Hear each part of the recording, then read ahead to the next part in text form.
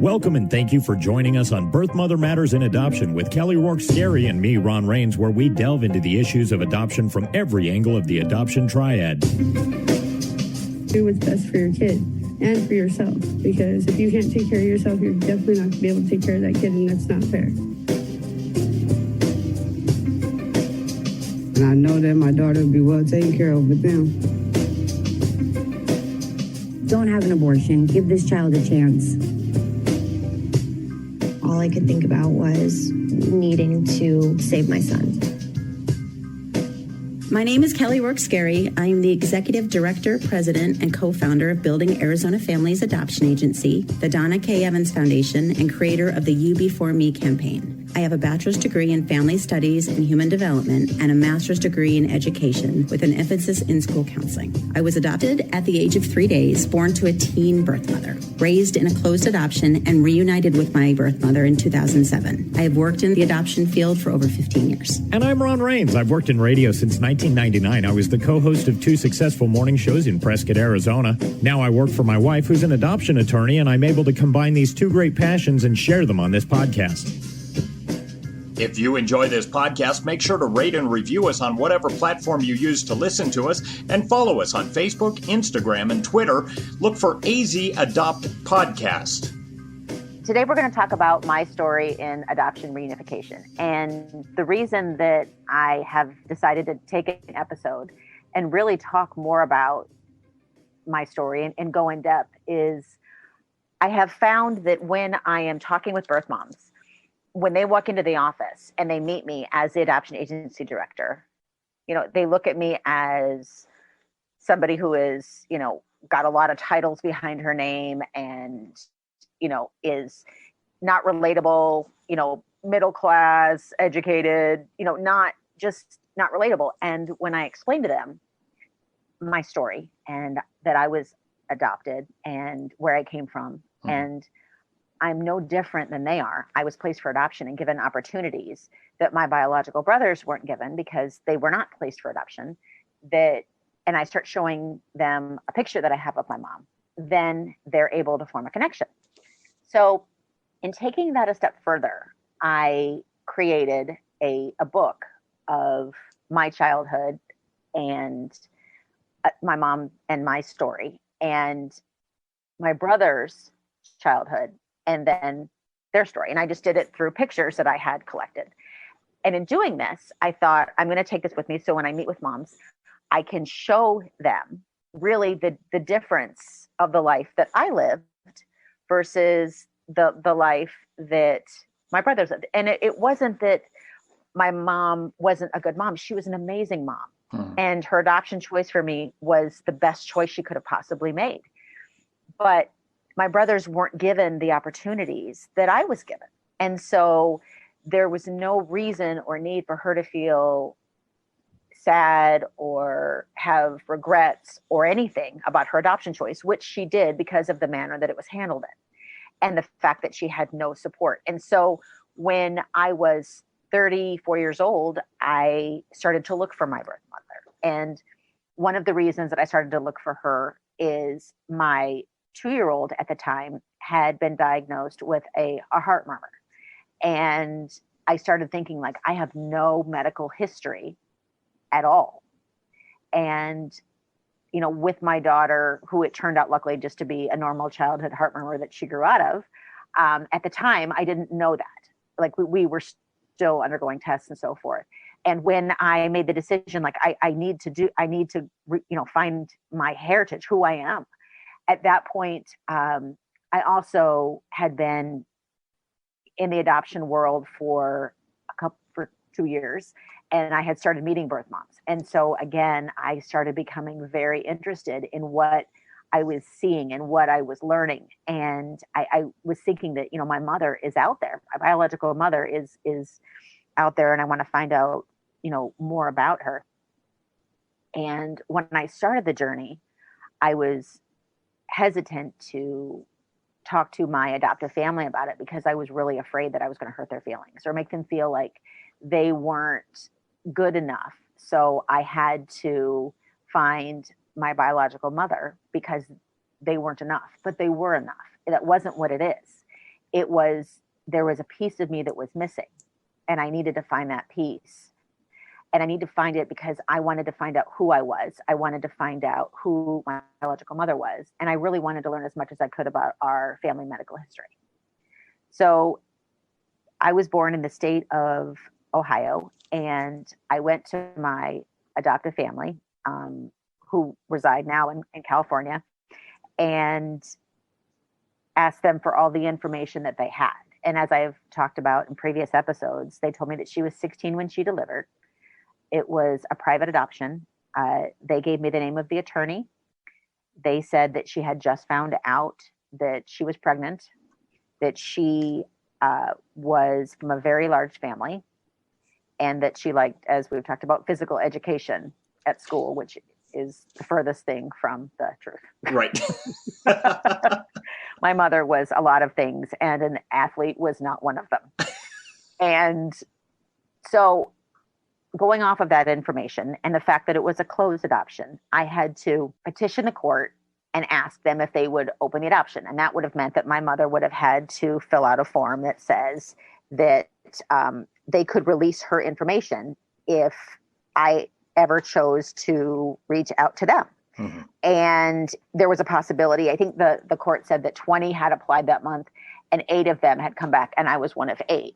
And so this was the paper that my mother had, I'm showing you, I know our listeners can't see it, but this is the paper that my mother had gone in and filled out. And she actually went in and filled out the authorization for release, and she put her phone number, and she wrote, all over it, which was really sweet. And then she put, to her, if she finds this, I've never stopped thinking about you. And so that was really sweet. Right. She did this so I was born in 73, mm-hmm. and she did this in 96. So I was 23 about when she did this. Right. And ironically, I just noticed for the first time in looking at this, she did it the day before my birthday. So, I'm sure it was on her heart. Wow, that's kind of neat. It is very sweet. Yes.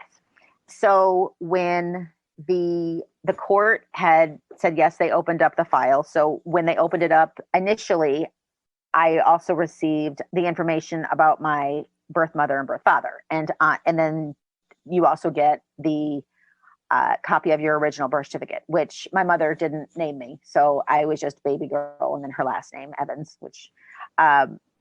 but in the information that is listed, the release of non-identifying adoption information, it's kind of fun to read because she does list the birth father, even though he's not on the birth certificate.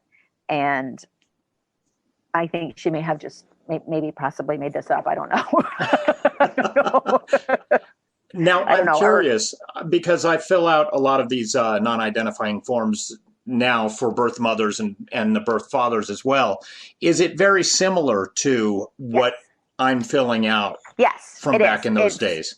It states age at your birth, meaning the babies, the year of birth, nationality and race, religion, school grade completed, marital status, height, weight, hair color, eye color, and complexion. Okay. So that's actually kind of along the same lines, but ours is the ones we fill out for Building Arizona Family are very comprehensive. Right. I mean, much lot more of in depth information than they were. Okay. Yes, they were definitely much more. And I bet you would have liked to have had that from back in 73, Oh, absolutely. Absolutely. And it was fascinating because the court was a 2-step process. You had to petition to open the court. They approved it. And then they went and they searched the file and they found it. So at that point, I had hired a private detective to help me, start locating her. She had been married 4 times, so her name had continually changed. So it took a little bit of time. And what I had done is I actually found her first, even before the private investigator did. And I found her it was a Friday night. One of our workers at Building Arizona Families actually helped me at the very end find her and made the phone call and came over to the house when we actually made the very, very first phone call. And what's really neat is, as I was preparing for this podcast, I went through and found the notes that she and I were writing to each other as she was on the phone with, because she spoke to my biological mom first and then handed me the phone. Mm-hmm. And I'm looking at the notes and it's saying things like, I'm freaking out.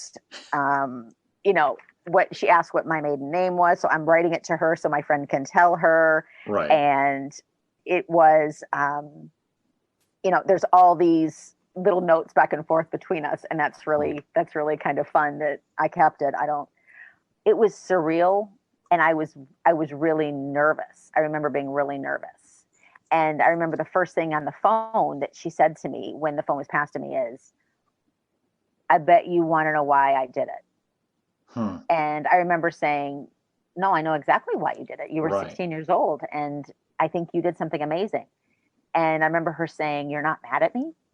And I wasn't mad at all. I thought what she did, before I even knew the whole story behind it, I thought it was amazing. And so she and I talked nonstop for the next couple days. That was on a Friday night.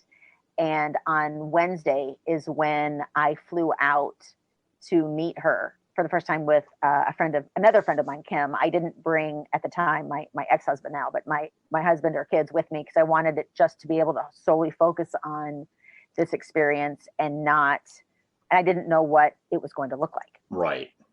As I was going through this process, my adoptive parents shared things with me, and it was so interesting now compared to then. I was very inexpensive. My adoption was very inexpensive.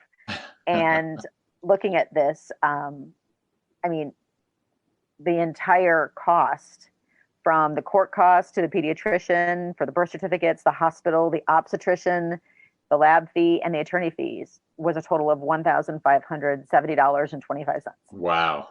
That blows my mind, because I've seen the costs of an adoption nowadays.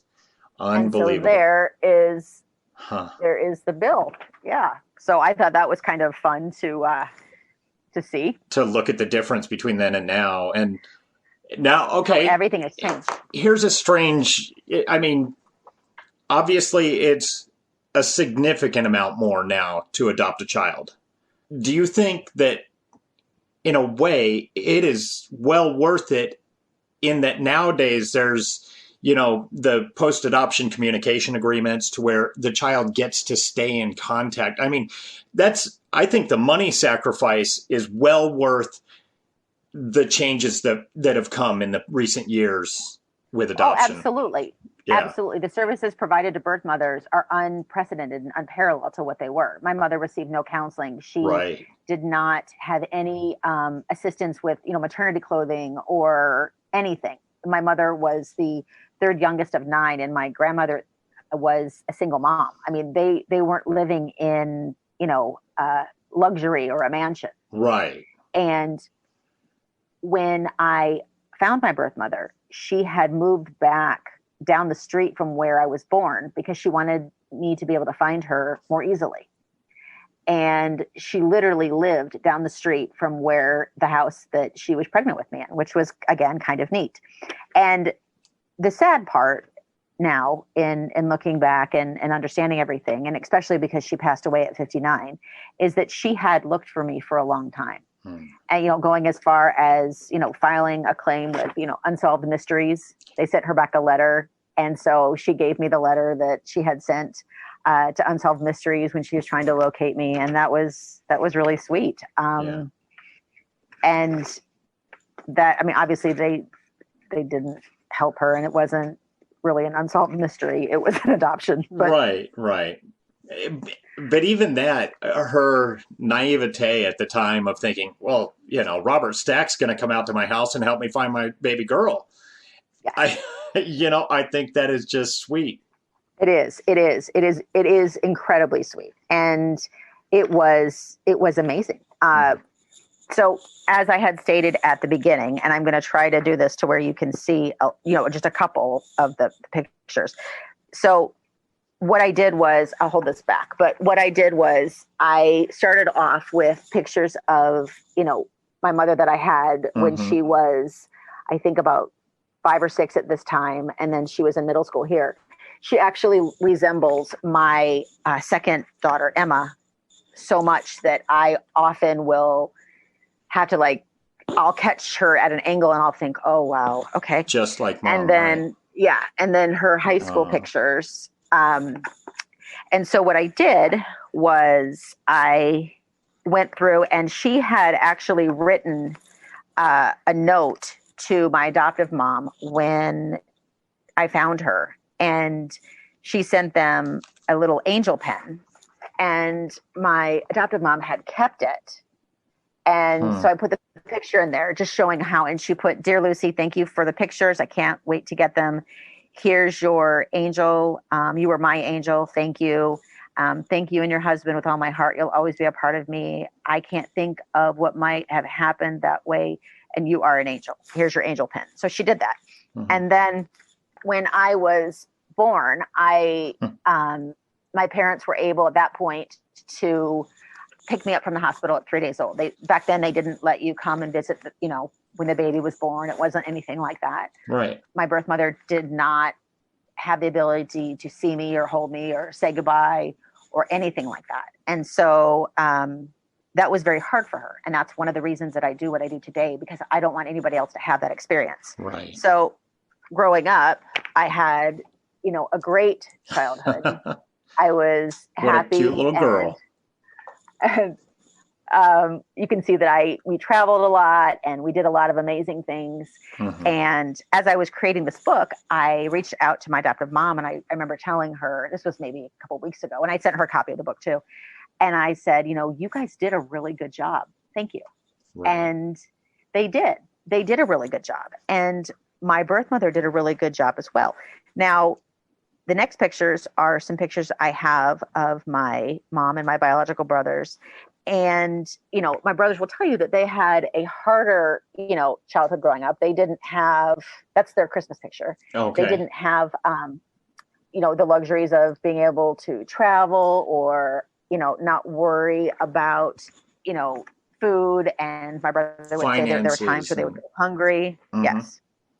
And so I got to go to college, and there's, me in college with one of my friends, and I had, a really happy and fun childhood growing up. And I was so grateful to her. And then to be able to meet her was amazing. So this is, and I am going to put some of the pictures up on social media. This is the day that I found her. Oh, wow. And that was at the airport. So my brother Clarence and my mom came to the airport, and that was how happy she was. Wow. And she gave me, if you can see the roses, ouch, right there, the roses, she gave me a rose for every year that she had missed my birthday. So that was really sweet. It's getting a little dusty in here. I think I got some allergies going on or something. So that was me with Clarence. Again, we're still at the airport. And then, at the airport as I'm getting a rental car. So as I'm going through this process, people will often say to me, were you sobbing? And I said, no, I was more in shock. I had this frozen smile. I kind of didn't know what to expect. My girlfriend that I had brought with me, she was so sweet. She left on the drop of, as soon as we found, she has adopted children. She and her husband have adopted kids, and they had gone through our agency. And so she really knew a lot about adoption, and she was videotaping everything. And so she was sobbing as she is, videoing this, me meeting my mom for the first time. And my mom was crying, and my brother was tearing up. And I was just had the frozen smile. Like, I didn't know what really to think or to say. And my mom has the best sense of humor of anybody that I know. And so she was crying, and then she stopped. I remember after she hugged me for a long time, and then she stepped back and she looked at me up and down, and she said, "You're short." And she wasn't a basketball player herself. No, she's shorter than I was. Right. And so I kind of nodded and looked at her, and I didn't really understand her at that point very well because she had a very, very strong West Virginia accent. And even though we had spent a lot of time on the phone, I still had to really pay attention when I was talking with her so that I could focus on what she was saying. And sometimes I'd have her translate words that she was using, like Davenport. I'd never heard that word. I thought it was a last name, right? Yeah, had a couch on the front porch. Yeah, right. And so I would often have to ask her, things, like with my medical history. I remember, and I'm sharing these things to not poke fun at what she said, but to show that there is a difference. And even though we, some people may look at it as humor and so forth. In some ways, it is funny when you understand that there are differences between the way people talk and the way they don't talk. But at the same time, sometimes you really have to try to understand what is being said. So when I was going through my medical history with her, I asked her, things like, what kind of things run in the family? And she said the sugars. And I took a minute and I said, and then I realized she was talking, and I said diabetes, and she said yes. And then she had mentioned cholesterol. And I said, oh, so do you watch everything that you eat? And she said, no, I take a little pill every day. And then I eat hot dogs and everything else I want. And everything is just fine. I just take a little pill. Right. So some of the things that she had shared with me, I had to, talk to my doctor about just because I wanted to understand more. And I often had to use descriptive words because I didn't understand. She didn't use a lot of medical jargon. And so I had to try to put pieces together sometimes to understand where she was coming from. And she had said that she had, after she'd had my second brother, she had, I guess, a partial hysterectomy. And I said, okay, so can you explain what that means? And she said, they took the baby maker out, but left the playpen in. And I remember thinking, I'm not going to get this one on my own. I actually had to go to my OBGYN and ask him, like, what does that mean? And he said, oh, they probably took out her uterus, but left her ovaries. So that's probably what she was meaning when she was talking about the playpen. So I thought, okay. Like, I couldn't wrap my head around like what she meant. Right. And I didn't want to offend her and say like, okay, that makes no sense. Like, what are you? Because I wanted to be on her level. I wanted to understand and meet her where she was. Right. I didn't have an expectation of her having to change any aspect of who she was to appease me. I felt like I was stepping back into her world, and it was my job to make sure that I met her exactly where she was. Right. And here's how I look at it. It's not like looking down on somebody else. It's somebody in a different culture, and you're trying to understand them instead of trying to bring them to you. And I think that's how people should be. Right. I was stepping into her world. And again, because I wanted to know everything about her, I wanted to make sure that I didn't tamper with the evidence, if you will. I didn't, change anything. I wanted to see her how she was. And I was raised in Missouri and Ohio until I was 12, and then in La Jolla, California, until I went off to college. And, we lived in an upper middle class neighborhood, and we were an upper middle class family. And that's not the lifestyle that my mother lived in. And so what I found were there were things that were coming very naturally. I mean, I could, go into an affluent restaurant and know which fork to use. But at the same time, I was just as comfortable kicking my shoes off, putting them up on the coffee table, and, having a blast. You know what I mean? So right. I remember in our reunification looking at her mannerisms and comparing them to mine. And, those kind of things were really fun to discover, and how we were similar and how we were different. And that stuff is fun when you're an adopted kid and you find somebody that has the same genetics as you. It's almost like opening up a gift, because you get to, in some aspects, look in a mirror, but it's a different version of you. And that was really fun. And I remember my brother Clarence once when he first talked to me on the phone. And, this is before I even flew out there. And I was trying to explain my childhood history. And he was like, oh, well, then do you know Paris Hilton? And I said, no, I have no idea who she, but I've seen her you on live TV, in California. Right. We're not neighbors. Yeah. But I found that we both liked horror movies, and our favorite show was Little House on the Prairie. And we both had all